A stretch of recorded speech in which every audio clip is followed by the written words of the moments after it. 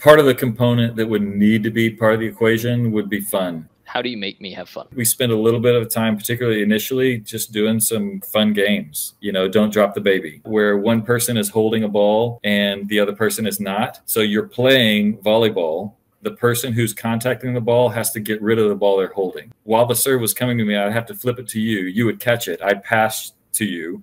You would flip it to me while you go into set. And then I'd flip it back to you when I attack. And the other side's doing the same thing.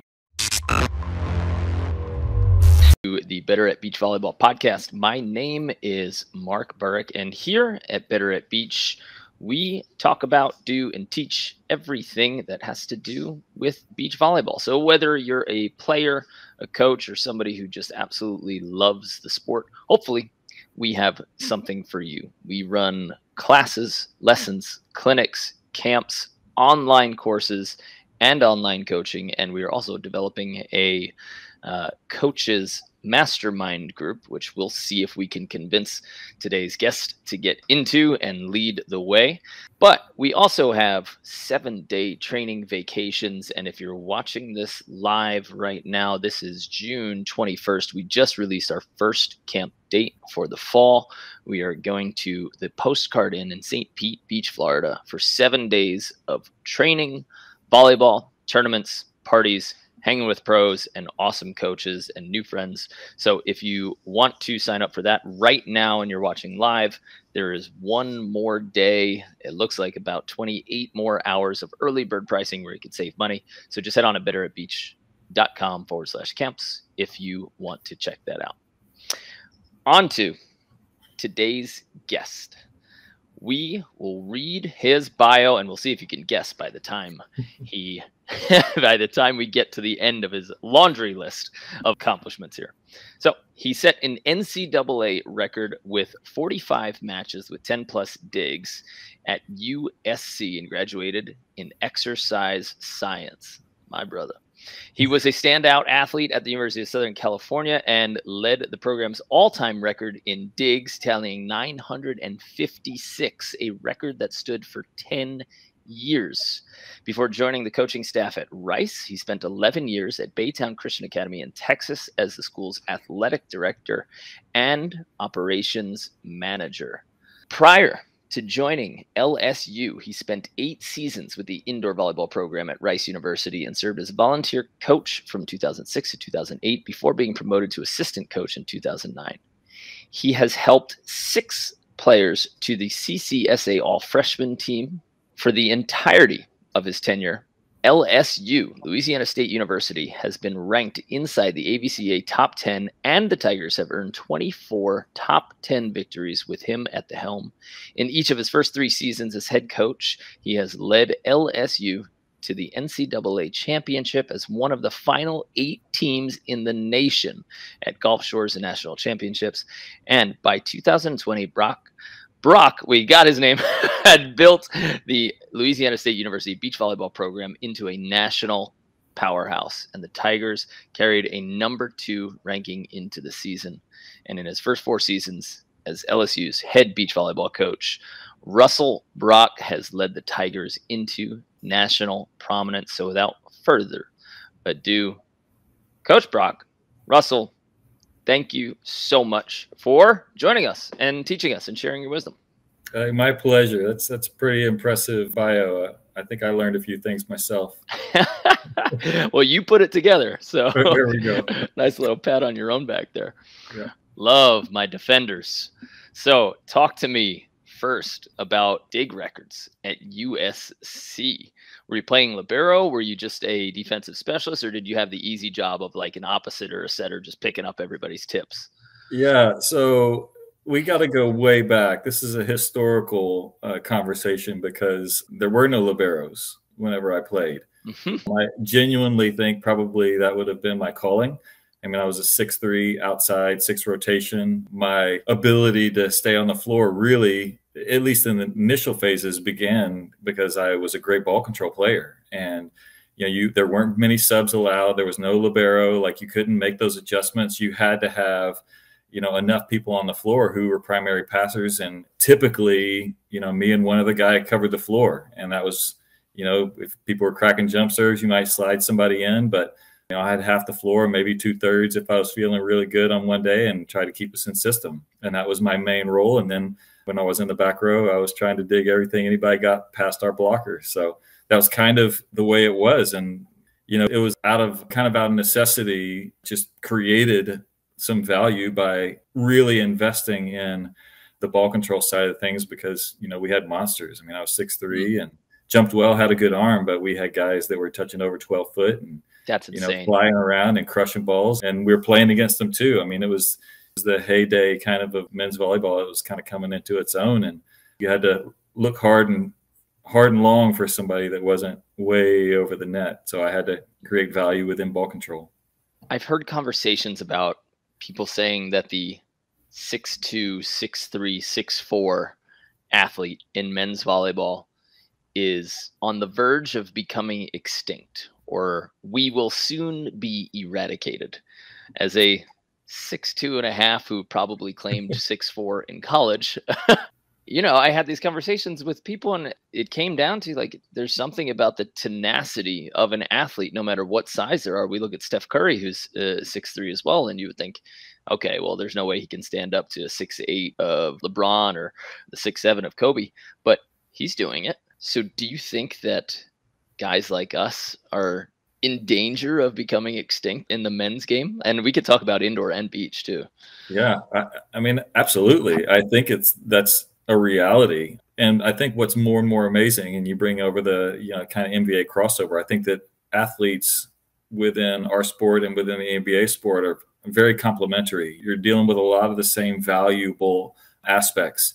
And obviously there's more money in the NBA or in volleyball or basketball on the international stage. So, you know, the elite of the elitist of that kind of frame and that kind of athleticism are going to shuffle towards that sport inherently. But like, we get kind of that next tier. And so as the NBA has gotten bigger and bigger, I think Steph could be towards the end of, because now you got people like Luka, who's got a similar skill set, but he's significantly bigger, stronger. Right. And that's only going to, more and more athletes like that are only going to continue to show up.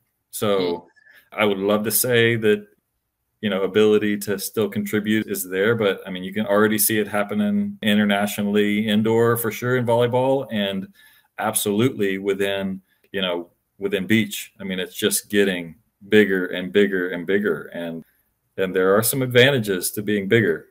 Particularly if you're playing against people who are that size. Right. Yeah, I think you got to have somebody out there with some size. There are teams that are proving us wrong, and, you know, kind of elephant in the room for you. Like, I want to talk about maybe Kristen Nuss, sure, who, tiny little girl, absolutely, and is destroying the U.S. and is soon to just tear apart the world, we think. Yep. And her partner Taryn Cloth, who for me is the first person that I've seen that knows exactly how to utilize height. You know, her cut shot is a cut hit. Her right. High line is just hitting over people. And I see so many tall players, you know, they end up using these loops because they've seen all of maybe the guys like you and me, like 6'2", 6'3", who hit over a block with some arc or hit a cut shot that had some spin and loop. And every time I see Taryn, I don't know, detonate a cut shot, you know, I'm like, that is the epitome of the sport. But then, you know, you have Kristen, who, what is she, 5'6"? We'll give her 5'6". We'll give her 5'6" on a college roster. Yeah. She's trying to get recruited. So how do you explain her success and how dominant she's been at a small height, when I get tons of players who are looking at me saying, like, well, I'm just not tall enough. Sure. You know, I'm pointing to these athletes going, what are you talking about? Yeah, no, I think that she definitely is poster child for keeping hope alive for the smaller players, for sure.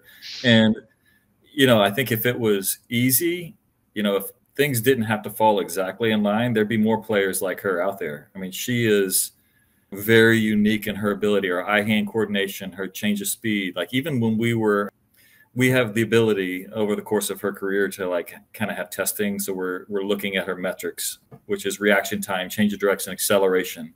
And she correlates with Division I defensive backs. And like, that's not normal for anybody. So there's the genetic component. Clearly, she probably would admit that she got maybe cheated a little bit on the height side of things, but she got cheated in no other way, shape, or form in her ability to be an elite athlete. And she's worked her butt off, and she's had great training, and she still continues to improve. And I think that, you know, her, even when you watch her play and you see her ability to get a legitimate late look, like, that's incredibly unique. So it's not just like one or two things that allow her to overcome her height. It is a laundry list of things that make her super special. And that may be the most critical one, that she can really on takeoff get that last look and know where the defender is, know where the blocker is, and then to be able to have the eye hand, the training, the execution to execute the correct shot over and over and over and over. Like, that's what makes her super special.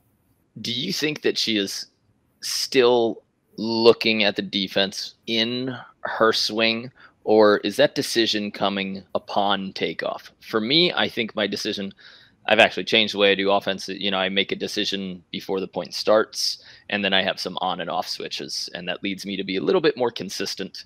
Instead of waiting and looking, I like to be a little bit more proactive. Do you think that she's looking on takeoff, or is she still peripherally seeing things while in the air? Yeah. And I did. It was interesting. I listened to your Billy Allen podcast, and I remember you talking about like kind of limiting your decisions. I thought that was a great kind of line of conversation. I think that, and you'd have to ask her specifically, and I haven't talked to her really directly lately, but I think she keeps her options pretty wide open. And I think that a lot of the information she gets is at takeoff. And then I think that she has incredible peripheral so that she can make adjustments. Particularly, it's a little bit harder if you're looking at the second level, but the late block moves, she's going to see that. So if it's a late pull or if it's a late dive, I think that is, she can perceive that and she can make adjustments on that. So by second level, you mean the defense? Correct. The depth, yeah. First layer being the blocker, second layer, the deeper level being that defender. Okay. So she's probably getting most of her information maybe from initially, and this is without talking to her and without, you know, providing a scouting report for anybody. Sure. The potential to look at the defense early and then feel a blocker move late. And I think you can usually rely on the fact that defender will do opposite of the blocker. Right. Usually. Yeah. I think some smarter teams know that a double up a couple times a set is valuable. Yep. Particularly if you've unraveled where people are looking. Like if you know their initial information or their most valuable information is from a blocker or a defender, then you can use that to your advantage on a double up. And the double up can absolutely be good for, 2-3 points a set once you've kind of determined what the biggest kind of contributor is to unraveling the defense. Do you think it's more important to look at the blocker or the defender? Or is it just like, would you just teach me to say, look at the whole field? I think it honestly depends on how you want to play the game. Okay. If you want to shoot, which if I had to choose, I think you're going to get the most bang for your buck if you're able to determine where the defender is. If you're athletic enough to keep the blocker at the net, determine where the defender is, and then use shots to your advantage to make them at least move and try and get something great. And then shot quality is what begins to be kind of your ultimate ally. You can't just shoot to the open space. You got to shoot to the right space in the open space. So in that scenario, you need to know unpack that for a second. The right space in the open space. Yeah. So if I've got a defender if I know for sure I got a defender in the angle, I got a blocker in the line. So they're running one on me. Oh, shot over line. And part of it is shape. That's the first equation, but location has to be the second part of the equation. So if you're Taryn, your shape can be flatter. If you loop a high line over a block that doesn't need to be looped, now you're giving away your advantage. So now you've hit the correct shot, but you haven't hit the correct shape for who you are. And some people may have to retain that loop, but you're just allowing the defender more time. So then the second part of the equation after shape is location. Well, if I hit the correct shape on my high line to the correct side of the court, but it's off the sideline, say it's 6 feet into the court, 6 feet from the corner, I've hit the correct shot, maybe even with the correct shape, but I've allowed a really great defender a little bit more of an opportunity than if I were to hit that 3 feet by 3 feet from the corner with the same shape. So that to me, all of that boiled down is a term we like to call shot quality. So it's not just the decision, like decision making has to be on point, but the shot quality is kind of your safety blanket. Because even if you run a late, say you run a late 4, and I've hit a high line. If I hit an average high line, they're going to be in great position to counter. If I hit great shot quality in my high line, now you're having to dig a ball that's in the back corner with great shape, and you're moving away from the net. Maybe you even have to lay out a little bit. Like, I've created an advantage, even if I don't make like the right decision, because you ran a great play on me. So the shot quality piece, decision making and shot quality go hand in hand. But ultimately, if I have great shot quality over and over, then I can get myself out of a jam at times whenever the other team is just really great, or they've, I just made a wrong decision, but I hit a really, really good shot. Right. And probably less likely to put yourself in a jam. I think early, in all of my 20s, maybe, I grew up East Coast, so New York. I had a couple summers in California, but in New York, so the quality wasn't necessarily great in terms of players. I would get to the finals, and I remember the first finals that I was in, and I got my butt kicked. But I came out of that not mad. It was one of the few losses that I came not angry, because it was the first time that I had played that quality, and I was like, that's where I'm going to be.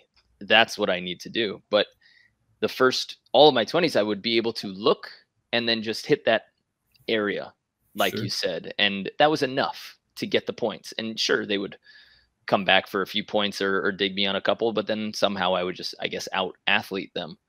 And I started realizing in qualifiers that hitting the correct decision is not enough. You need correct decision, then plus, like you said, shot quality, speed, change of location occasionally in the correct decision. So it's not just over line or cut, right? It's like, can I do it on the way up? Should I do it on the way down? Does it have to be sharper, more inside, more outside? And how are they arcing? Yeah. Do you think that players find that naturally, or is that something that they just need to be told over and over? I think that it's not a natural progression. And part of the equation is, and we have this conversation with younger players, like juniors, all the time when you're doing clinics or camps. It's kind of the process you went through where you had your epiphany, is like what you're doing right now, just because it's successful, isn't like the end goal. Like you can't rely on your ability to beat the people you're playing now to determine if you're doing what needs to be done. Like, you constantly have to push, you constantly have to elevate, you constantly have to adapt, and you have to look ahead to where you want to be, not just try and be satisfied with where you are. I think that people don't just come to that realization on your own. I think very often, particularly early on, because early on, if you're successful and everybody's giving you a trophy, everybody's patting you on the back, like you're whatever, all the accolades you can get, you're getting all the bids you can possibly get. And you're not really thinking about, like, okay, how can I be better? Like, what can I improve? And I think that's a lost art that has to be encouraged, trained, talked about, pushed.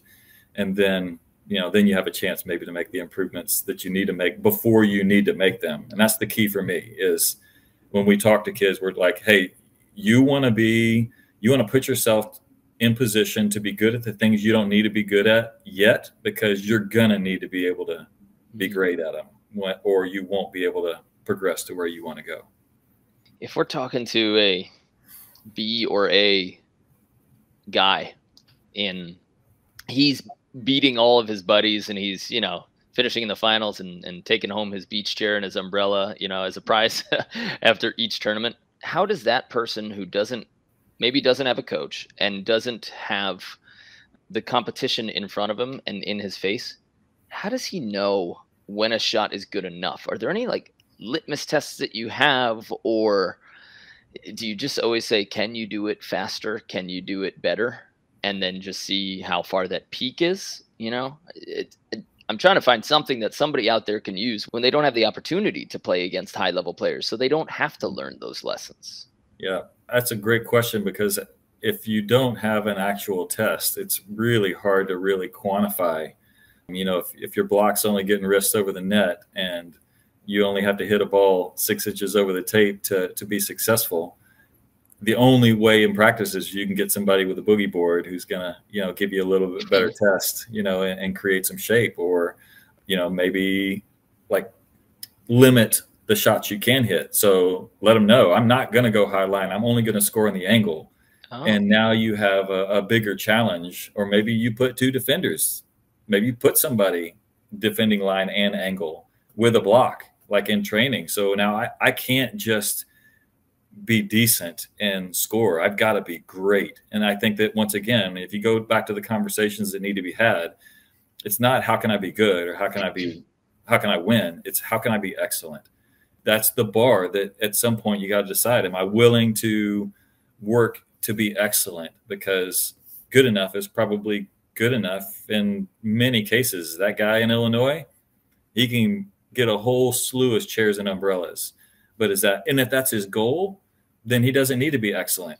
But if he wants to be excellent, then I think you've got to be creative to push yourself into space that isn't easily found in that scenario. It's obviously way easier to find that in the beaches of California, if you're in a great training group, some in Austin or down in Florida and lots of places around the country.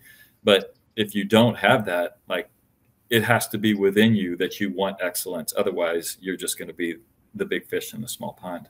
It's so interesting that you said put 3 defenders out there, you know, blocker and 2 defenders, because I actually did that for a number of trainings in my career. I was playing with Hudson Bates, who's now the associate head coach at Ohio State University for their men's program, and USA Beach Juniors something or other. My best friend, I should know. But that was something that we had to do because, you know, if you have 2 higher level athletes or some people who, you know, are trying to push themselves, but then everybody else is, let's say, indoor players, so they really have no idea what the hell they're doing on defense. Right. How do we create a smaller court or a necessity for a better shot? Yeah. And while it might seem unfair to put 3 defenders in, all right, well, now you're probably looking at, how would I approach the game if I just needed to hit every ball? And do I have that ability? And I think that could be so valuable. Yep. But don't you think that ruins the decision process that a hitter would have to go through? Yeah, I don't think that can be your only training. Obviously, that's going to be, you know, a test that's going to push you into a space where you understand the value of the quality of the shot that has to be made. And maybe you do understand, okay, like, what am I capable of? If I have to pace balls, if there's no other option, like, how do I figure out how to get that outside hand? Or how do I figure out how to tool high, like all the tools maybe that indoor players are better at when they've got triple blocks in front of them? Like, can I carry that over to the beach side? Like, it's not maybe something you have to rely on, but at some point you're going to get in a situation, the nature of our sport, where there's going to be something you haven't seen before. There's going to be something that you've got to do differently than you're really comfortable doing. And the people that have the most tools in their tool belts, whether or not they use them every single day, every single match, they're going to have the best chance to be successful when those moments happen, where you face that 6'10" blocker for the very first time in your life. And like, this is different, you know, as opposed to, well, like, what's normal. And I know what I can do in a normal situation, but have I done enough training that when something's abnormal, I can dig into my, you know, my tool chest and find something that could be productive in the situation. You talk about running into a 6'10" guy. What advice would you give to a player who they experience a higher level for the first time and they're in that match? You know, first time you play Phil, or first time you play Taryn, who's just over the net, or, you know, a Brandy Wilkerson who's skying higher than any female out there probably right now. Yeah. And everything that you, or at least some bailout shots that you used to have, now they're just closed down. How do you problem solve or keep your head when there's an athlete over there that is doing something that no one has done before to you, and they're shutting it down.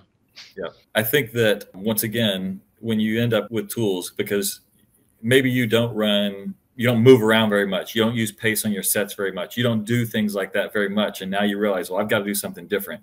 If you don't have enough ability to change, then you're probably going to not be able to change the pathway that you're going down. But if you can adjust, even, got to watch the AVP New Orleans, and, Brandy was there and she was incredibly impactful.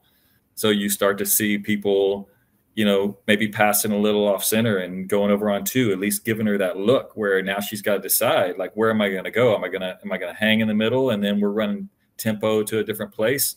Well, if you've never even considered that possibility, there is zero chance you're going to be able to efficiently do it in the heat of the moment. So I think that's a part of the equation. The other part of the equation is you have to be mentally strong enough to accept that challenge and to be able to be clear-minded enough to process, okay, what can we do? And part of it is personal confidence. Part of it is a partnership confidence. Like, hey, like, I need to help you. And when we have that conversation, you can't be offended that I'm trying to help you. Like, there's all kinds of things that come into play in those moments. And I would say there's probably not even a specific point that is like the main point. I think you have to be able to have lots of different things in that moment because they don't happen very often, not to great players.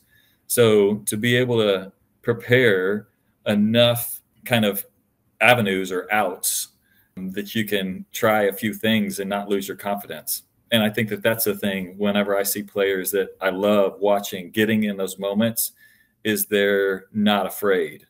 Like, they don't get rattled. Like, they may be frustrated, but they are always going to stay proactive in their ability to kind of solve this problem. Do you think it's more valuable to be a problem solver thinker there, or a warrior who's just like, I don't care what you're doing, I'm going to do what I want to do? Or is it, the person who's more ready to change their style of pass, set, hit, timing, etc.? Yeah, I think that once again, I don't know if there's a perfect example. I think there's a lot of fun when you have that warrior, like, especially if they're facing a big block and they just come in and they're like not afraid. And, it was kind of how I played when I was in college. I was like, when I got a set, it was going to end violently. It was either going to be violently on your side of the net or violently on my side of the net. And I was totally fine with that. You might block me, but it's going to hurt your hand and you're going to get a hyperextended elbow. Absolutely. And I'm okay with that. Like, it's impressive when the ball hits the ground before me. I'm all right with that happening every once in a while. So I can respect that process. But I also think that, there's a more cerebral approach where, once again, you have to stay clear-minded, and maybe you're working that outside hand and it's not working. You've got to be able to have plan B, and you may have to have a plan C, and you might have to have a plan D. So, and each one of those plans would be a version of what you just mentioned. It may end up being the cerebral approach. It may be the warrior approach. It may end up being, a technical approach. But I will say, in every single scenario, ball control has to be, once again, going all the way back to what gave me an opportunity. You have to be able to stay in system, because if you can't, then you're not going to be able to try anything else, and it'll just get more and more frustrating. You just give away any advantage that you may have with the tools that you're using. I just had like a 30-minute call with somebody who's been coaching indoor for 20 minutes, and she's signing up for some of our programs because her high school needed a volunteer to take over the new beach volleyball programs. And so she's just kind of hunting down, and she bought our practice plans, and she might be signing up for our whole coaching program. But she said that her assistant coach got into the mindset where he's like, this is a totally new program, so they don't have volleyball players. It's not like a volleyball hungry town. And he's like, well, we got to work on hitting. They're not hitting hard enough. And she was like, you need to reframe your mind. Like, pass and set. And I even recommended, and I don't know if you would recommend this, but I'd like to hear your thoughts on it. My libero in college, he went to, I think, Midlothian High School, maybe, in Virginia. And their school was known for the first 2 weeks, maybe longer, they didn't spike a single ball. There was no jump and spike for 2 weeks. And so I actually gave that advice to her. I go, very honestly, if you can teach these girls to pass, set, dig, and move, them standing and being able to see the court and have control of where they place the ball will be, up to a certain level, significantly more valuable than their ability to jump and hit. Like, they'll get more kills during that process than they would actually like trying to jump and putts that up. Of course, I think, yeah, there's a stop to that level. Sure. You know, like once you get to AA, at some point you're going to have to jump. But would you give that advice to any high school or club coaches, or do you believe in the whole part of training where it's every drill should be pass, set, jump, and hit versus just pass and set consistently? Because pros spend so much time in triangle that it's like we're not really playing whole points. So long question, but do you have thoughts on that? Yeah, absolutely. And I would be definitely more in the vein of your philosophy and your suggestions, particularly with not as talented, like, because odds are if you're at a level that's not as talented or not as polished, you're probably playing against similar people more often than not, particularly in our sport where you can kind of tailor, you know, at the adult level or even at the junior level, you can tailor your competition to particular, like if you're playing open or you're playing levels. So it's not like you're going to be completely outclassed by the people you're across the net from. And I think no matter at what level, it can be, I think I can make a pretty strong argument for, and I say this all the time as well, regardless of the surface, indoor, beach, sand, mud, snow, grass, if you just simply broke it down to whoever serves and passes better, you could really correlate that to who's going to win, because the other skills are probably going to be relatively comparable. But the bigger component for me is if I stay in system, my setters are better, like period. Like if I've got a great setter and an average setter, and the average setter is getting perfect passes and the great setter is getting shoveled all over the gym, I think my average setter can probably do just as good a job creating a hittable scenario than my great setter, who will probably be exhausted by the end of the day and may not be able to produce as good a result as far as a consistency of attack. So like spending, it kind of goes back, and I probably won't get it exactly right, but it is a fantastic little quote. And I'm not sure it's even properly attributed, but you know, the old Abraham Lincoln thing, if I'm going to chop down a tree, I'm going to spend the first 6 of my 8 hours sharpening my axe. Like, to me, the ball control is the axe sharpening. That's what makes every skill that we do, particularly on the offensive side, more achievable and with a higher rate of success. So it makes my hitters better. It makes my setters better. You know, it makes my communication better. It makes my conditioning better. Like, the better that I can control that first touch, then the better I'm going to be at whatever version of this game we're playing. Have you been able to quantify that as a programmer or as a coach to say, when we pass in X area, hitting percentage goes up or down? Yeah, that would be an interesting study. I think part of the problem with our sport at the college level particularly is there's so much data that's collected. It's really hard to compile it.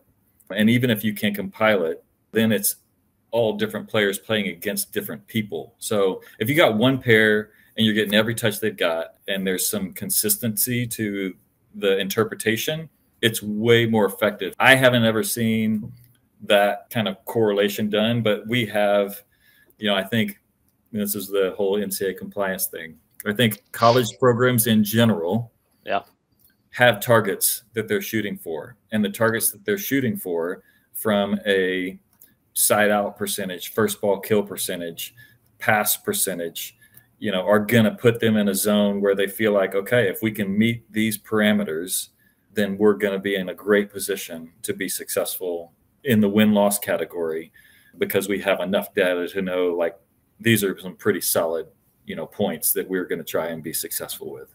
Yeah. But if we could do that, I think that it would show what we're talking about.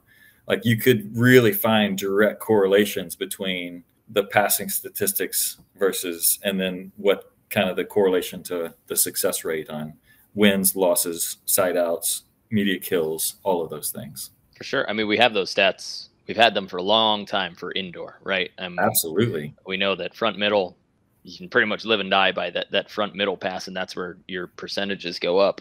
And I think it was Reed Pretty who, when he started making his shift to the beach, he was like, there's so many stats, there's so much personnel in indoor, and we have these numbers that we can achieve, and they just don't exist. This was, 6 years ago, maybe 5, Sure. 6 years ago. And he's like, but why don't they exist in beach? And so he started hiring a team, literally, to try to quantify, take all of these stats, quantify, and say, like, okay, where do we have to pass? Where's the best side out overall? Where's the best side out for us? And then I ended up getting to work with Jordan Chang, who is now Kelly Clay's husband and coach and USA super coach. He loves stats. Yeah. Loves paying attention to them, and was able to show me that I was hitting literally 20% less in transition. And that was like, ouch. And they were all just coming from blocks and hitting errors. Sure. So I made a new rule for myself: no blocks, no hitting errors in transition. So if the ball's in the back half of the court, all right, I'm going to choose very safe areas. That's and right. like immediately pad my my stats. Yeah. Yeah. And I think an understanding, I think part of the issue is at the college level, because you can't necessarily get all the stats you need. It's having players understand how the stats work so that they know what an error does to themselves. They know what an ace does. If they get aced, what it does to their ability to be successful. So even if you can't like necessarily give them stacks of data that are what you were able to see, that were able to influence your decision making, if you understand that when I dig a ball, my job is to not err. Like, I want to kill the ball, but I can't err. Like, that can't be a part of the equation. I've done all the hard work. My partner's doing hard work to get me in position, and I can't let them off the hook. Worst case scenario, they've got to get a dig. They've got to transition. They've got to come right back at me, because when I give away that point, then like I'm killing myself, basically, is the bottom line. And even without a hitting percentage, even without knowing that 20%, if you understand the value and how it works, then you have a much better chance of not never erring, because you want to stay aggressive, but right. Yeah. You don't want to speak to yourself in negatives, right? Yeah. You don't. I dug it. Just don't error. Just don't error. Yeah. And you don't need, like, the things that are crazy is, like, I sprawl and get a dig. My partner lays out and gets a dig, and I'm running to bump it over, and I try and hit a bump cut that's going to score against a team that's like just don't, and you hit it in the net. Like, what's the point of that? Like, you have to understand, like, when you can be and when you can't be aggressive and controlled, or when you just have to reboot and make them beat you, as opposed to just letting people off the hook. I think that's such a good point that most people, I'd say, just completely miss. They go for kills when they're in very uncomfortable situations, or they'll go for a crazy spot when the other team is super comfortable waiting for them. I think one of my pet peeves as a coach when I see other people playing is when people, especially on a men's net, I'll say, like, I might be a little bit more forgiving with it on a women's net, but on a men's net, when people will bump it over or try to hit a cut shot or a short shot when they're really off balance and in trouble. And yeah, it might pay off, but if that other team has any form of ball control, or even if they don't, now they have a small pass and an easy set. You can argue that they can't get back behind half court. Maybe it'll ruin their approach. But if they're balanced, and even if they have medium ball control, you've given them a chance to have easier ball control, as opposed to my magic button is that deep middle. Yeah. Like, chuck it deep middle. Anytime you're in trouble, let them fight over it first, let them freeze in the middle, and then they have to scramble and maybe rush to the set a little bit more. Well, and if nothing else, it gives you an opportunity to get back in the court and get balanced, to give a great defensive look. And these days, and even more, like, if you have decent ball control, you're not going to see a set. The ball's going to go up on one and it's coming over on two. So now you've jammed yourself up even more in trying to be in position to defend. And it just makes your life even more challenging. That's another deeper thought. That's that next level. Like, great coaches like yourself you see 3 steps down the road. So I talked about maybe a good pass and a good set. That's 2 steps down the road. You're saying, but where are we going to be on defense? By the time their team has recovered from that, now we're still in scramble mode, just attempting to get back to position. Yeah. And yeah, your defense is then significantly worse. Right. Hey, what was the transition like going from indoor to coaching beach? How did you end up becoming a beach head coach when you were an indoor head coach for a long time? Yeah, it's a pretty fun story. So kind of goes back, kind of the backstory is all the way back to USC. So when I was at USC, my setter was Steve Loswick. And when I was working at Rice and we were out recruiting all the time, I'd always try and get back together. I got married before my senior year of college. And yeah, so I redshirted. Yeah, it was great. It was a great deal. I redshirted, so I had a 5th year, and we were having trouble. My wife and I, or my girlfriend at the time, she went to a nearby school, and I was having trouble finding a roommate. Steve and I we had kind of some good options, but we needed another person, and so I got engaged over Christmas, and we were looking at the following summer. But in the course of us trying to unravel this roommate situation, we just decided to get married that summer, and so she could live with us. So we got married a year early. So my 5th year, we lived in an apartment with my setter, Steve. And so it was a really fun arrangement. That's cool. So that's the yeah, I mean, you get married, you save on rent. It's brilliant. Absolutely. So when I was working at Rice with the indoor program, Steve was working at LSU as an indoor assistant coach. And so whenever we got recruiting, we'd always hang out. Had a great relationship. It was always fun to see him. Got to know Fran Flory, the head coach, and Joe Wilson, who was the assistant coach at the time, really well. So we became friends. And then whenever LSU decided we're going to start a beach program, Fran reached out and said, "Hey, I know you play beach. I trust you. I know you understand kind of the compliance and the whole athletic department kind of ability to function in that environment. And so we want to do it right. We want to start it out well and like not be in a jam as far as being able to, stay out of trouble from all the important things." And so they asked me to come and run it. And that was kind of how I went from the indoor side to the beach side of NCAA coaching. And at the time, probably for maybe the 10 years before I made that switch, I played significantly more beach than I played indoor because, it's fun. Because it's better. Yes. Well, but we won't say that out loud. Yeah, okay, we can't. You can edit that out later. So that was my progression, really cut my teeth in college coaching on the indoor side of things, learned a ton, and then used that knowledge and then kind of the beach experience to hopefully transition well into beach coaching at the college level. So from indoor coaching to beach coaching, what was one thing that you absolutely had to throw out from indoor coaching that you originally thought was probably the same in beach? Was there anything that you can think of that you're like, you were teaching for the first maybe year or two as coaching beach volleyball players, but you were like, man, I brought that from indoor and that is not applying here?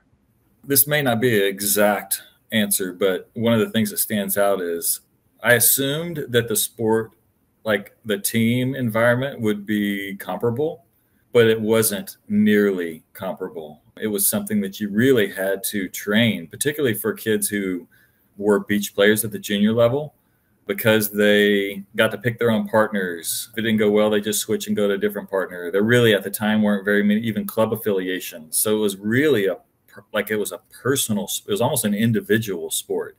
So the great beach players who were coming into college, they might not have even played with their indoor teams for high school. They were devoted to the sport. And so now you bring them into an environment where not only do they not get to pick their partners and they have to work with other people, they have to rely on the coaches, but they also have to care about what all these other kids are doing, because that's what's going to rely on whether or not they're successful. They could win every match and the team could still lose every match, and you wouldn't be like in a great place mentally. So I think for me, that was a big kind of learning moment that I realized we've really got to invest in our understanding of how this plays out, because it can't just be like I'm successful because I won my match. It has to be a push into understanding that I could lose every match and we could win the national championship, as opposed to what everything up until that point was. If I don't win every match, I have zero chance for success. So it's just it was a really different environment, one that you don't deal with in indoor volleyball, because in indoor volleyball, everybody knows I can hit 1,000 and we're going to lose and I'm Right. not going to have fun.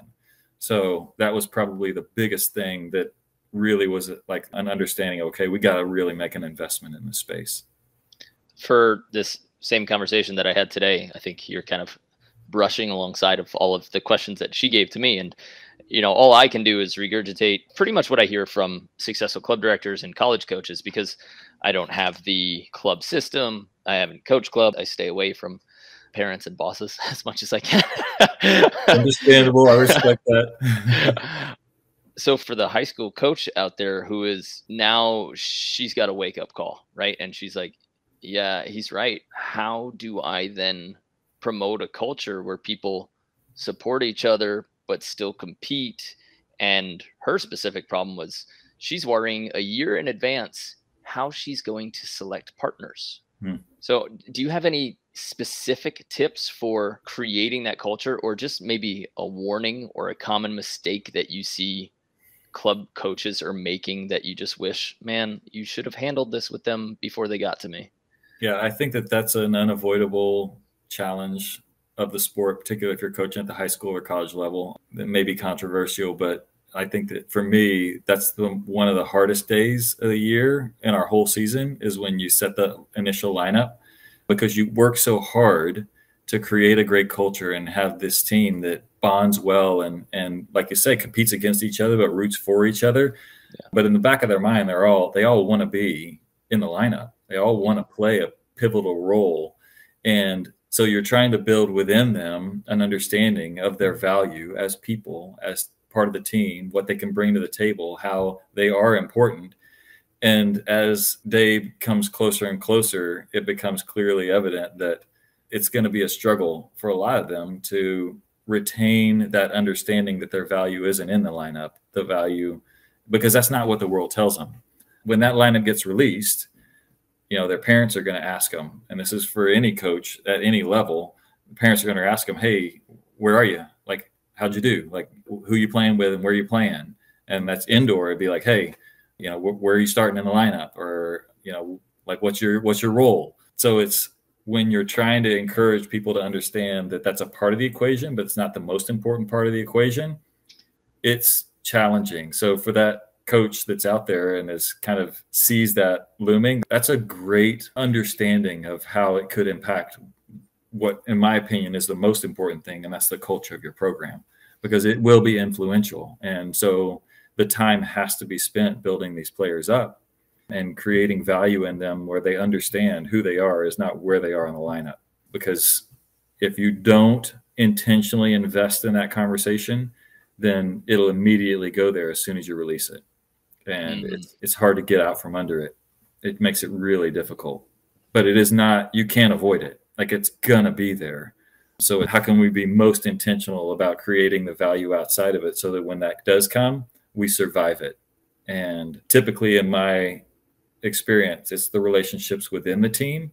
The more that they've bonded, the more that they care about each other, the more that they support each other, the more they've gone to battle with each other as opposed to against each other, then they have the ability to respect where they are and to still hope for greatness from individuals and from the team, while still productively fighting to kind of break in and get those opportunities in a playing perspective. If you had to form a team, and team A is a 9 out of 10 skill and a 7 out of 10 chemistry, and then vice versa, so 9 out of 10 chemistry but a 7 out of 10 skill, which one is your one team and which one is your two team?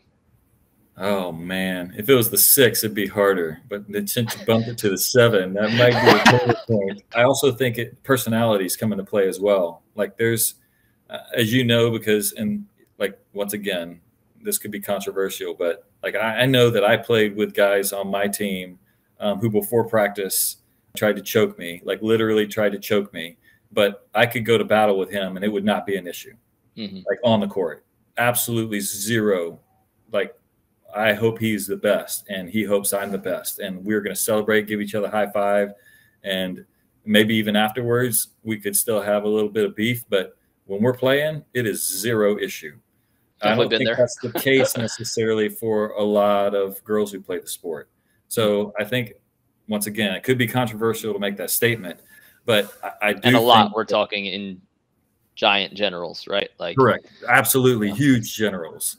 You can find people that doesn't matter at all, regardless of their gender. But I think that for the most part, when you get, if those girls who are playing together, like care for each other, love each other, like respect each other, like they're going to get more out of each other. And it would matter if there was some friction within them. So if I had to, without knowing personalities, I think you've got to go, if it's that exact scenario, you almost have to go with the more athletic, more capable pair if it's that close. But I tell you what, the team with the chemistry is going to make it much more of a battle than it should be. And they'll take them sometimes because that's a huge piece of the puzzle. It's an enormous one. And I know from a team perspective, you see it when you watch like programs that have that deep chemistry. They find ways to make life miserable on their opponents and to celebrate. And I think that's, once again, this is kind of a little side tangent, but success is kind of what you choose it to be. And when it's something bigger than a win on the scoreboard, you have a chance to kind of live in a more healthy space and play with more freedom, if that kind of makes sense. And I think the chemistry team is going to have more longevity and more sustained, let's just say, fight, sustained presence to be there, to show up in the weight room. So maybe if they're 7 out of 10 now in skill, because they've got the chemistry, the ability to show up, cooperate, get along with each other, support each other, they're going to show up better more frequently. So maybe their rate of improvement becomes higher than the current 9 of 10. Maybe they're actually making those progressions a lot faster because of the ability to show up. And they want to work together. They actually look forward to not just investing in their own game, but to actually growing their chemistry as a pair. I think that's an advantage. That's a real advantage for sure. I'm gonna put you on the hot seat here. Let's say I'm gonna bring you into my club, and coach, I just need one actionable thing today. I want you to take over my practice for 45 minutes and fix my chemistry. You don't have to fix it completely. What's one action or drill or, I don't know, field trip that creates or builds chemistry? I think part of the component that would need to be part of the equation would be fun. I think that we play a sport, and the sport is a game at a more organized level. And if you aren't having fun while you're doing it, it's really hard to be who you need to be, like to have the mind, the mentality. If it's work and you're grinding all the time, I think some people can embrace that, but way more across the board, there's going to be the ability to make progress if you are having fun. And okay, so in this 45 minutes, how do you make me have fun? I think we spend a little bit of time, once again, depending upon the level, we spend a little bit of time, particularly initially, just doing some like fun games, like with the sport, obviously, like we might do, Don't Drop the Baby, where you play it kind of in a Queens format where one person is holding a ball and the other person is not. And so you're playing volleyball, like normal volleyball, but the person who's contacting the ball has to get rid of the ball they're holding. So if you and I were in a partnership and I had the ball and I got served, while the serve was coming to me, I'd have to flip it to you. You would catch it. I'd pass to you. You would flip it to me while you go into set. And then I'd flip it back to you when I attack. And the other side's doing the same thing. Do you have to use 3 touches? If you want to maximize the challenge and the enjoyment or the kind of the comic relief from the coaching side of things, then you absolutely make them use all 3 touches. But if they get into kind of like a competitive environment, then they can, because part of it's brain work. You're trying to figure out how can I do this and how can I be most successful. So we will at time, or we won't. I have seen at times where you might say you have to have at least 2 contacts. So that there has to at least be a part of the equation where you have to get rid of the ball and make a touch and then get the ball back and get the ball back over the net, at least 2. So you might start the game. We do, or Another thing that you could do would be like some type of alternate contact where you have to have an offhand third contact. So if you're right-handed, you can only attack the ball over the net with your left hand and vice versa. So something that kind of creates a little levity, a little enjoyment, like people screwing up and not being absolutely offended, that they messed up or that their partner messed up. It's like there's a lot of laughter, something to loosen it up. And then you can also circle back around and say, look, your brain had to think in different ways and you need to, so it's productive, but it's fun. And then I think, you let that springboard you maybe into a new space, but at the end of practice, I think something that's really productive, and it takes some time to really, for people to get good at it, but you can ask them pointed questions like, hey, what was the best play you saw today about somebody else? Or you might ask them, the person who's sitting next to you, what was the thing that most impressed you about their game today? I love that. So you create an atmosphere now where they're looking around at what's going on around them, as opposed to just completely engulfed in who they are and what their responsibilities are. In a drill, you might say at the end of the drill, who was the best passer on this court, or who was the best server? And so it not only puts them in a position where they have to look at other people and how successful they are and what they're doing great, but it also kind of ignites a fire that, hey, I want to be the person that's the best passer on our court. So it's twofold. And I think that's, you have to take the temperature of your group to know kind of what is more needed. But I think that those are two things that are really practical, fun, and then being able to recognize greatness around you as opposed to just completely focusing on your own success. I love the compliments the end of a game or a match. I tried that. I got to kind of assist / have a speaking role with a college team. And we did something like that. I said, right now, guys, like, who is the best hard-driven ball digger? And then there are a couple of different points, but some of the girls are like me, like they Right. like they clearly didn't think that their team had the same like respect for a certain part of their game. Yeah. And it felt good for them to feel announced. And then it did create, like you said, some laughter, some giggles. And then I also had them all scout each other. I said, who on your team has the best cut shot? Yep. And they picked somebody who wasn't even in the top 5 teams. And she was like, oh, what? They're like, yeah, it's nasty. So it was fun. And it's fun because I think I took this from, not that I've ever been in an acting class, but I've watched a TV series where the guy was in an acting class. And they basically ask the class to categorize you in terms of a character. They say, without knowing them, with like the little speech that you've known, what types of character should she or he play? And what I loved about that was your outward projection, how other people see you. 99.9% of people never ask that.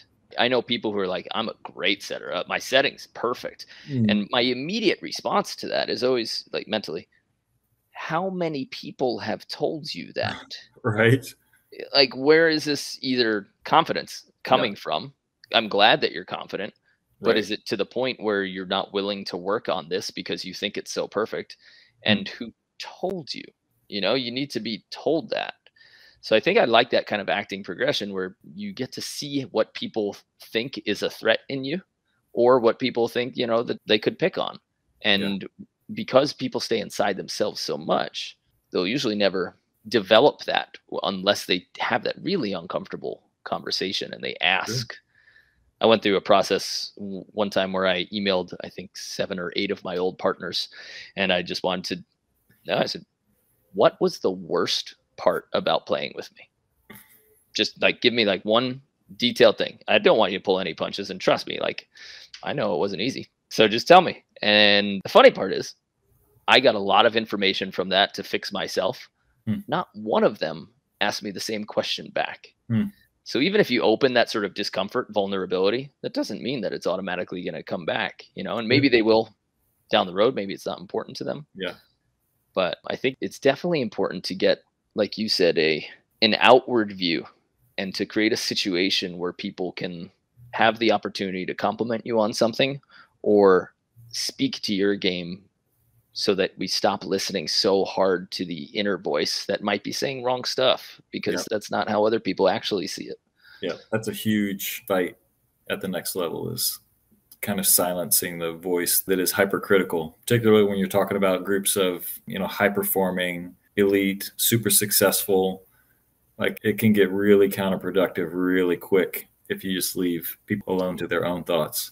They need the outside voices, and, sports psych is a huge battlefront. I mean, it's probably one of the most important spaces that we're operating in right now at the college level. And obviously at the professional level, you're going to deal with the same thing. So anytime you can create vulnerability, and truth and open conversation, like, you're going to have a chance to kind of head some of those challenges off maybe before you would otherwise if you just kind of leave people to their own thought process. I want to circle back to indoor to beach. And you said that the number one thing you had to work on was chemistry. Was there anything technical? So because I'd say most of our listeners currently are not part of college programs and don't have the hope of being in one. But what skill from indoor or concept from indoor do you think that people make the mistake of bringing to beach too much? I would say probably the whole offensive mindset. I think because there really is only one option if you're playing indoor, and that's to bring the pain. And if you're really, really good at that, then you can be really successful at the indoor game. You don't need to be able to have a lot of variance. Like, you have to be able to have range. That's important. But as far as shape is a non-existent concept offensively indoor. Tempo off your hand there's a slight variance, but once again, you don't need, like, if you can only hit the ball 100 miles an hour, you won't need to do anything else. Like, you could literally go through life and until your shoulder falls off, like, that's what you could do. Yeah. So I think that would be like the creativity offensively, like for indoor players transitioning, like until they start to understand how to create shape off their hand, how to create, like, change their arm speed, like all the things that you need to do to be able to create a huge variety of offensive attacks. And then that doesn't even get into pokey versus open hand tip and all of those things where you start to kind of get, but I think that's probably the biggest challenge, is like to kind of deprogram the offensive side of things, where I know, like, I'm just going to come in, I'm going to blow something up. And that's not always the right decision. And if you can't, it becomes even more problematic when you can't, like, create the shots that are necessary for our game. Even if you're a great swinger, you're going to face big blocks. You're going to face really talented defenders. And if you have a very limited arsenal, you're not going to win.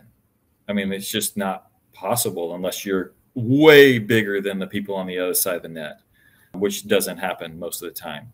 So I think that that's probably the thing that takes a little convincing, and it takes time. Like, it really takes time for people that don't have any background in the beach game. Sure. It's interesting because sometimes my advice runs counter to that. And it's funny when you post as many things as we post, and people don't look at the body of work. It's like, listen, I can make a post and send it out to 50,000 people, and it might be talking to one athlete who had one little problem, and this is how we fixed it. Meanwhile, on the same court, 3 minutes later, I talked to another athlete and told her to do the exact opposite, to bring them, like, both from their ends of the spectrum into the middle. But when we talk about indoor to beach, a lot of times I'm telling people, like, hey, don't try to be too beachy. Yeah. If you had a great swing and a great approach, all right, fix your approach and fix your timing and whatever you have to do to get your sand legs. But I see so many bangers, and, we're talking about, like, Taryn Cloth, who has a hit cut shot, and you come out here and you're 6'7", and now all of a sudden you're, like, hitting these loopy cut shots and arcing high lines. I think a lot about Robbie Page, who's 7'1", and his cut shot had upward trajectory. Meanwhile, Right. he's contacting, his hand is above the top of the antenna, and so he Yeah. sent it higher than the top of the Yeah. antenna. And I was like, you're imagining the beach game from the standpoint of looking at all of the 6'2", 6'3" guys, and that's who Yeah. you modeled yourself after. Yeah. So I think some people try to come to the beach and they get too beachy, Yeah. and they forget, like, hey, you're a strong, powerful, jumpy, hard-hitting athlete. Yeah. Maybe utilize some of that. Yeah, no, I completely agree with that. And once again, it depends on the athlete you're dealing with. If it's somebody like that, then obviously you want them to explore the angles now that they can create. You want them to explore the way that they can use it, because you only got one blocker and you only got one defender. So now let's figure out where that pace is most appropriately applied, as opposed to, just going high seam every time. Because once again, you have to have creativity, or we're going to figure out what you do and we're going to defend it. Even if you're enormous, we're going to be able to adjust our game to it. And this is just kind of because I know she'll appreciate it. Taryn's last name is Cloth. So she will be delighted if I get her name right once. Right. Got it. All right, Taryn Cloth. You guys heard it. That's right. It's all right. People have been saying my name wrong for 36 years now. Yes. There are some tougher ones out there. Yeah.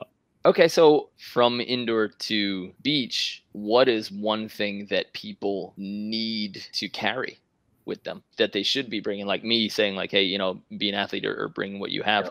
What is one thing that you didn't think would apply to the beach that, after a few years, like, oh, we should just do that like we do it in indoor? Yeah.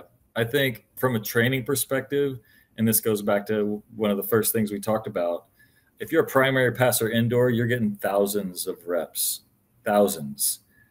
Everybody on the beach is a primary passer, and yet we rarely even begin to approach just purely serve receive technical touches to that volume.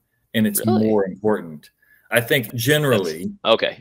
Yeah. I'm going to say, like, that's my everyday. Yeah. And I do think the people who are successful know that they have to invest in that way. But if we're talking to juniors players, clubs, high schools that are doing that, I think way more often, like, kids show up and they want to play because the sport is so fun to play, but everything about their existence is compromised because they can't handle that first touch, particularly when they're too young to do some of the other things that take more strength and maybe more training. But you won't advance as fast as you can until you can handle the first ball over the net.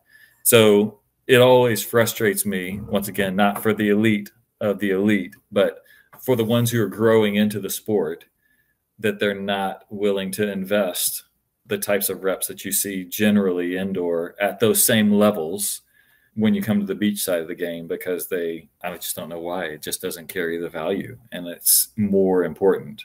If you had 5 minutes for a warm-up, would you choose a physical body warm-up? Would you choose pepper, or would you choose serve pass? I could only do one of the three. Yep. You got 5 minutes. I would probably do the serve pass because it gives you the most facets of real game, like, experience. So you can still get your first touch. You obviously still get setting. You still get attacking. You have a net in play. You get a feel even for the conditions that you're going to be competing in, which you may not really get a full understanding of, how the sand's going to react or how the wind on this particular day is going to react if you're in a more confined space or you're not doing full movements, or you're not doing volleyball movements. So because of those, I think all are valuable. I would hope that we'd have time to do all three. But if we didn't, I would probably do like the all-encompassing, because I think that there's lots of factors that you need to know from experience before you actually get into that competition. What do you think about John Mayer? I'm not going to ask what you think about John Mayer. He's a great guy. I'll say that he's kind of known for hating pepper. He wishes that everyone would completely do away with it. Sure. And I remember when he was playing and we were practicing against each other, he would drop balls at the service line and just start serving. There was no like pepper, no back and forth or anything. He would just start serving, and he would ask people to serve over the net at him. That was his theory, and that's what he's using it at LMU. But is there a place for pepper in your program? How important is it? How much do you do it? Yeah. Once again, I'll speak generally. for sure we'll talk to John about that next time I see him, because it sounds like it'd be a really fun conversation. I tend to think that there is some productivity in pepper, but it's about how you do it. Once again, pet peeve, people that go through pepper, because everybody uses it except for John. And when those reps are wasted reps, then yeah, it's a waste of time. Like if all it does is kind of get your heart rate up and maybe make your arm be a little bit loose, then it's a waste of time. But if you and I are peppering and I have the ability to say, hey, like I really need to work on my high right outside. Can you attack some balls at me in that direction? Or I really need to work on my open overhead, like within pepper. Or maybe, you know, so there's all kinds of pepper variations, right? That if I'm being productive, like if every single day, if I have trouble going to my left and extending and playing one arm dig to my left, but every single day in pepper, I work on that, there's zero chance at the end of 2 months that I'm not going to be significantly better if I use that 5 to 10 minute pepper session to intentionally work on that touch.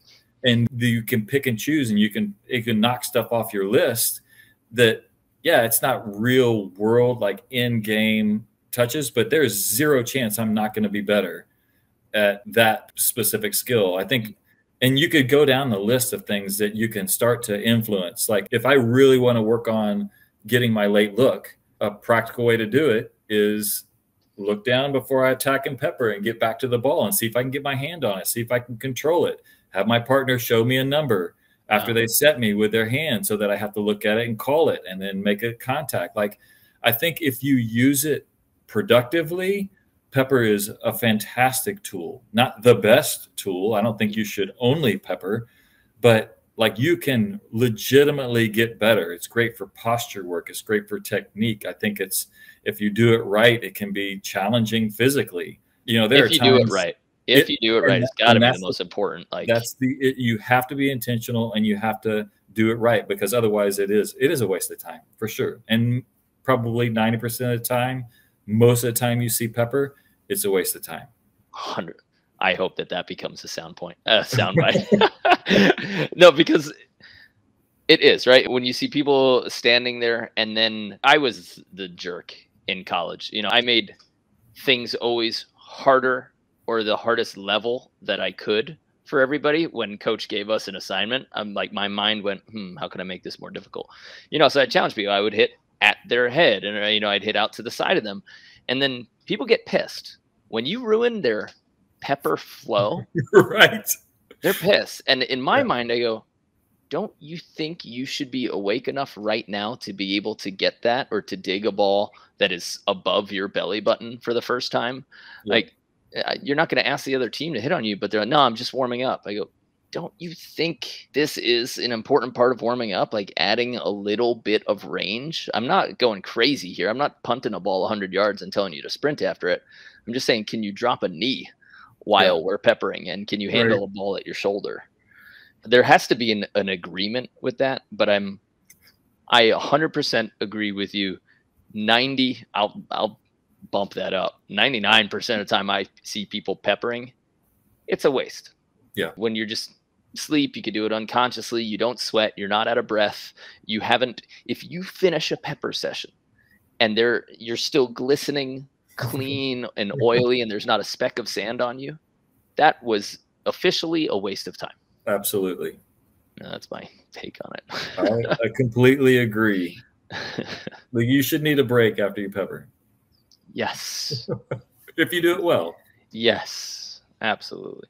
Do you have any absolute favorite drills that you love to use, or you think just very important for a juniors coach, a club director, that should be a staple? Yeah, I think I like to change drills a lot.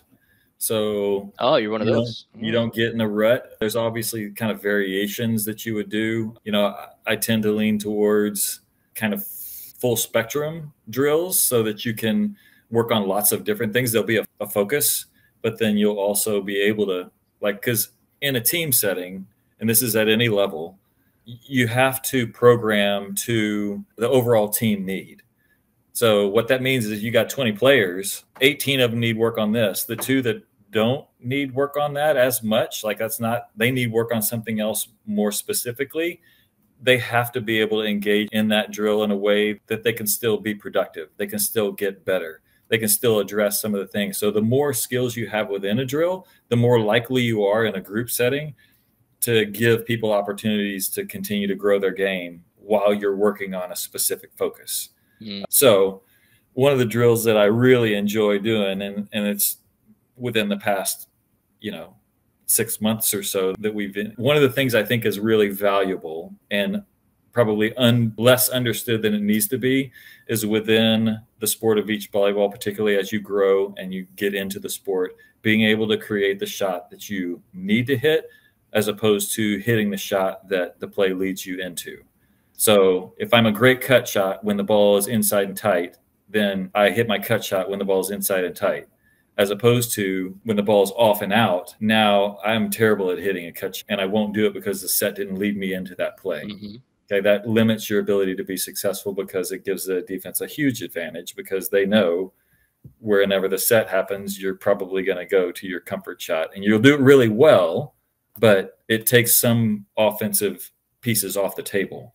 So when we try and create, I like to try and create drills where you have to initiate with a certain shot and it's off serve receive, it's in real time, and you can't hit another shot. And it might not be practical, but you've got to figure out how to get it to that spot to start the drill. So it might be a drill overall like we would do if I had some group that I happen to be coaching, and we might do a drill that would be like a queens based, but the initial contact might be a high line, but the blocker is going to block line and the defensive team's going to run a 4. Okay. So the defender will run a 4, the blocker is going to block line, and I have to pass set and hit a high line regardless of how the play unfolds. I love those drills. Yeah. So now the grand scheme of things is the person who's in serve receive is working on creating a good high line over a big block. Right. That's the focus of the drill. But now I got defensive player that's transitioning, hopefully a great high line ball, and having to transition out of it. I've got a blocker that's having to transition set. Those are huge 2 key components of being great on defense. I'm taking away the decision-making process. Like, I know those things are really important, sure, but there's all kinds of ways. So I've got a blocker who maybe hits great high lines, but now I'm getting them to max jump and shot block and transition set over and over. So even if they snap high lines over the block with ease, within that drill, they're still having to focus and find ways to improve. Even from the serving aspect, we're initiating with a real serve. I can work on my short serve. I can work on my line serve. I can work on the deep loop serve. So we're always trying to push and create these drills anytime I'm in any setting with any group we've got, to create drills that are multifaceted with a focus, but also giving as many people opportunities to work on as many things as possible. So it's got to be more important to be engaged than when I'm getting the rep in the drill that it's supposed to be working on some particular thing. Every piece of the puzzle has to be valuable. And when you're in a group setting, like inevitably you have people out of the drill, but you don't want them to be out of the drill mentally and physically until they absolutely are in the serve receive spot. Every piece of the puzzle has to have something where we can train and we can be better and we can fight for technique and we can really invest in a way that allows us to improve until we even get to the point where we're the focus of the drill. We do a similar drill. We do a lot of drills kind of like that, where it's, all right, this is the shot you need, right? The first explanation that I have to do after the drill is, and I know that the defender is going to be cheating. Like, that's right. You guys are not going for a kill here. You're going for the best version of your high line. And I'm telling you now, it's going to get dug. So don't tell anybody not to get cheat. Like, you're not going to get a reward from a great high line. You're just repping it out. And even, when you have the defensive side investing properly, like, they're going to understand that the longer I hold, like, it can't score. Like, they can't let that ball score. But the longer I hold, the more I'm going to get out of it. Because I'm going to test myself at the end of my range. And maybe I'm going to have to dive and play it with my left hand when I'm going into that, the left side line shot. Like, there's an absolute, like, ability to, like, engage in the drill to the extent that you want to be challenged on your own. So yeah, it'll get dug. And from an offensive side, we got to deal with that. But I'm still trying to hit the best shot I can. And as a defensive player, I'm trying to hold as long as I can so I get the most out of that rep, as opposed to going and standing there and bumping it right when it hits me on the platform. So there's all kinds of ways to maximize our ability to improve given a particular challenge. Some athletes will do that on their own. So we do highline pepper, and we did this for USA training, which is just a line. And after you hit, you become the blocker. After you jump, block, and set, then you go to the back of the line, and you just keep this high line going. But players started challenging themselves to wait so much that the goal of the drill was to keep going and get some transition sets. So they kept waiting so long. The high lines were so quality that like we weren't getting any digs. And then Alzina, he was like, you guys have to dig some of these, like, leave a little bit earlier so that we actually get some transition reps. So we ended up making a drill where if you get touched on a high line or if you get the ball killed on you, you had 5 push-ups or something like that. And so like blockers are reaching as high as they can, trying to swat like push-ups. That's right. I love it. And it's practical too, because like if you're running a 4, the later you can leave, the more effective it's going to be. So, you're finding your personal tempo, like, and the players on the other side of the net, the blocker who's in front of you. So it's, once again, like you get out of what you put into it, but there's opportunities whenever you create drills with lots of different things going on. Well, we've gotten blown past our 1 hour time constraint, but I want to ask just a couple last questions. What's the future of LSU look like, and the future of Russell Brock, if you like to speak in the third person? Sure. Yeah. I think that, once again, in speaking in generalities, I think if you're in a sport and you're at one of the better programs in the country, like your job is really to keep ticking off things that haven't been done yet.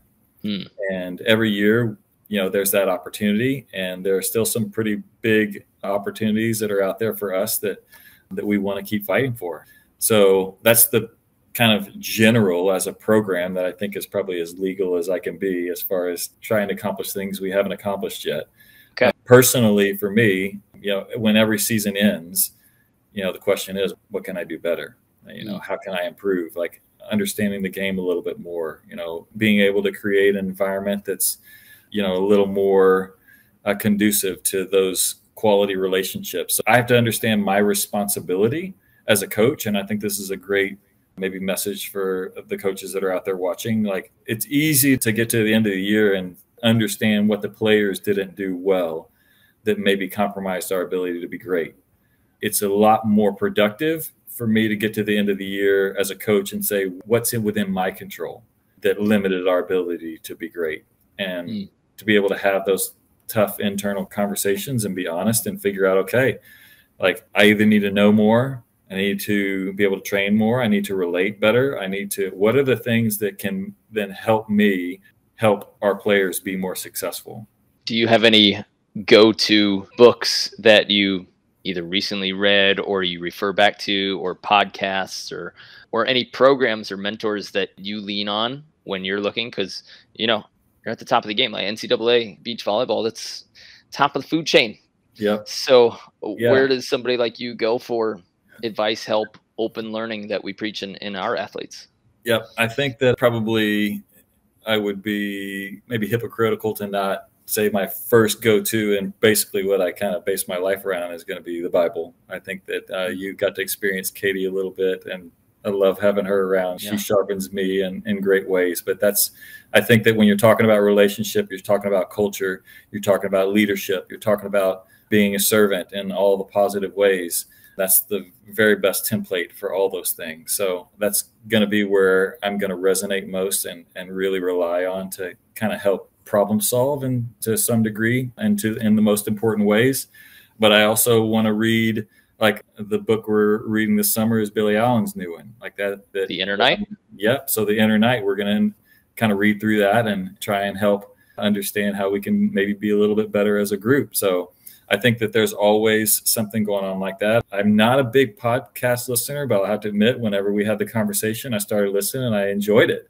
So I'm going to continue to do that. I think one of the things recently that's been great for me is, and you've mentioned it a few times, is just getting involved with USA Beach and on the coaching side of things. I mean, getting to be around those coaches and to have conversations about volleyball, to have conversations about drills, to have conversations about technique.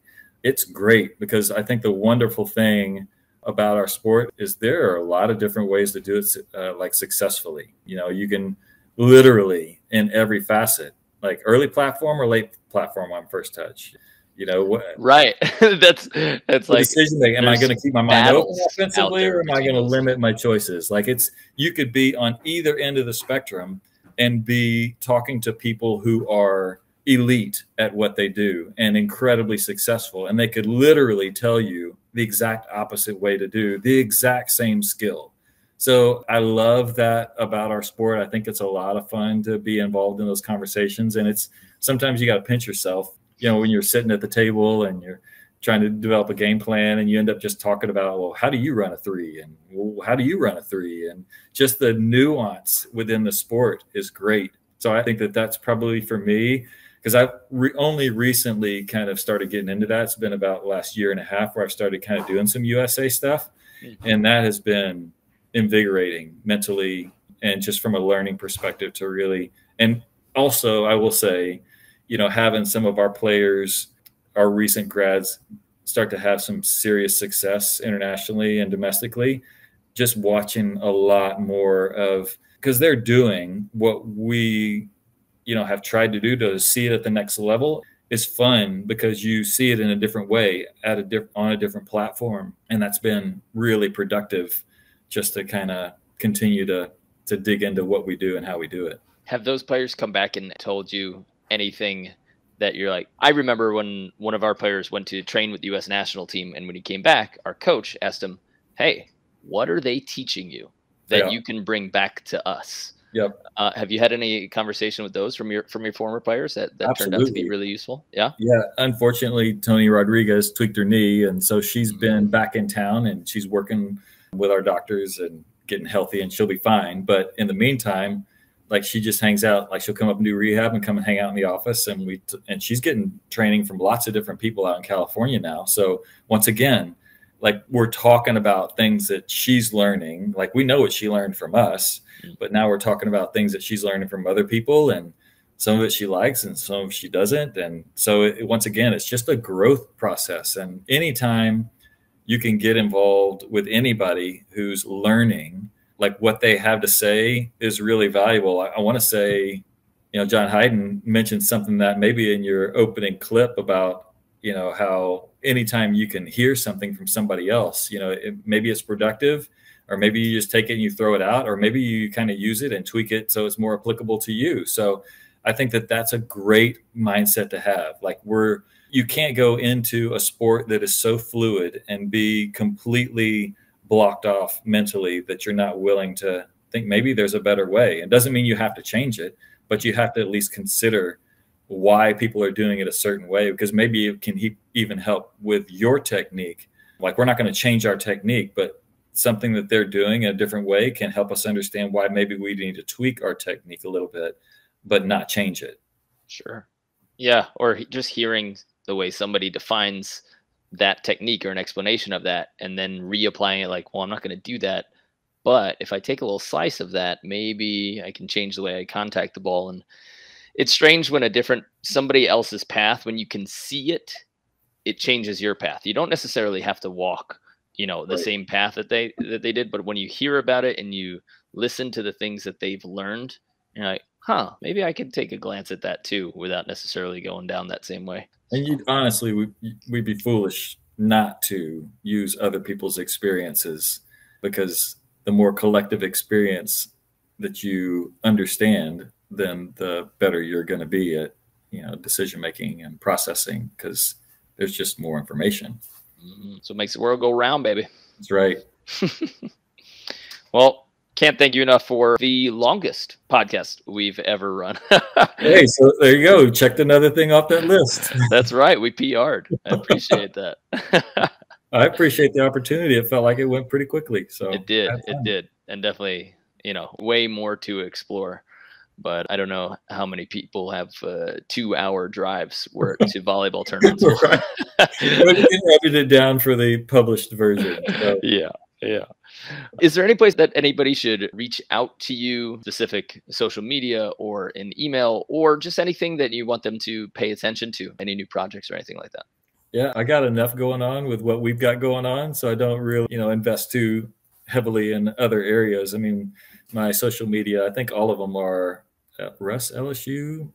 I can't remember. Yeah, we got it in the show notes. Yeah, so they can... put it in the show notes. They're all the same. And, I know part of my job is I got to stay up to speed on that stuff. And I enjoy it. It's fun to kind of see what's going on and to have people, reach out and get involved with anybody who you can, who's old enough to actually interact with, because NCAA limits that as well. Right. But other than that, I mean, we try and get out and do clinics at clubs around the country, and we're in the recruiting process. So, you're always out there watching people play. And a lot of times you can't talk to anybody when you're out there, but it's fun to say hi and wave. And what's the best way to reach out to you to get you for a clinic? Basically kind of going through clubs. So because the clubs will basically have, I don't know, John mentioned it, that they're doing it as well, like where they'll have college coaches come out and they'll do kind of college coach clinic. And that's kind of the loophole for NCAA, because camps and clinics are all completely regulated. So whenever a club puts on a clinic and they open it up to anybody who wants to join, then coaches who go to those clinics can interact and train and help people. We also host camps on our campus. We had a couple this summer, and we usually have one in the fall. So I think the website there is Tiger Beach Volleyball or tigercamps.org or something. That maybe that'll be in the notes as well. But we do host camps on campus as well, and it's fun because we love our stadium. And anybody, how cool would that be? It's ridiculous. Can I sign up? You got space for 36-year-olds? Hey, let me know. We'll figure it out. That'd be awesome. I'd love to come to the campus to see what it looks like. It's great. It's a lot of fun. Cool. Well, Coach Brock, Russell, I really, really appreciate your time. Thanks for your knowledge and for sharing it with all of us. And yeah, I would love to have you on again, talk to you, and then see you on the road. And heck yeah, maybe visit LSU, have a gander. Definitely. Let me know. I would absolutely, anytime you run out of people to chat with, just give me a buzz and we can catch up again. Sounds good to me. You're going to regret you said that. All right. You have a great day. I'll do my closing notes now, but you're off the hook. Thank you so much. Hey, you're welcome. Thank you. All right. Have a good one. Guys, what a seriously awesome talk. I hope you enjoyed it as much as I did. Things I got out of it. Creating culture. Active people talk about culture so much, things that we can do, how can we do it, why it's important. But, so many of the answers that I guess I've gotten in my career are vague, where say, you really need to develop culture. Okay. But I actually need a how, and I like some of the drills. I think some people call it maybe a hot potato. Coach called it drop the baby. That's a good one.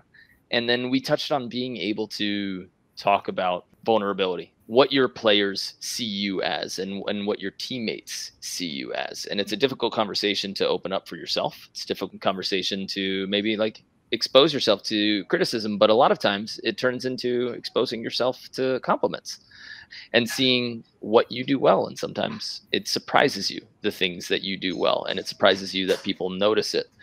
It takes a lot for people to reach out and be complimentary, but as coaches and as partners, volleyball players, as humans, if you guys can create opportunities for people to be honest with you and use really good, specific questions, not general. When I ask my partners, hey, what was the worst part about playing with me? I think that's a better question than, let's say, what was it like playing with me? You have to dive into something specific. And I think we got into some specifics during this episode and really, really got to learn about transitioning between indoor. We touched a little bit on the technique. So I'm excited, and I'd like to get some messages from you guys if we should have Russell Brock back on the episode and what you want to, well, I know we're going to have him back, but what you guys actually really want to hear from him. So shoot me some comments, DM, social media, email, support@betteratbeach.com.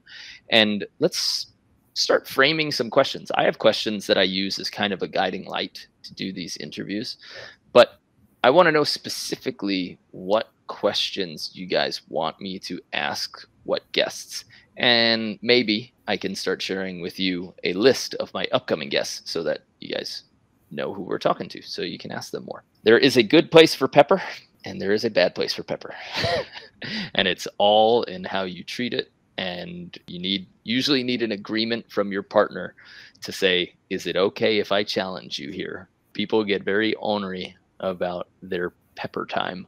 So if you want to get better, if you want to get sweaty, there's a way to really improve your game through pepper. I think serve receive is going to be more valuable, but that's more valuable for serve receive.